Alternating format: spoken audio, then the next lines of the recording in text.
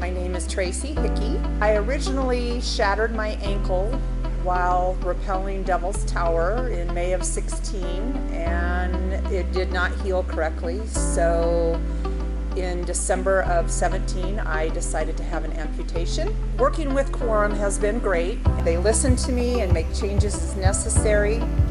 Their technology has allowed me to continue doing the sports I love, which include boxing, climbing, hiking, biking, swimming, and skiing. So the things that I like about the Quattro are that it's super easy to adjust. While I'm sitting, I can just pop it out, and that releases some pressure. Then when I want to start walking or any activity, I just pop it in and turn it till it's tight, and I am ready to roll.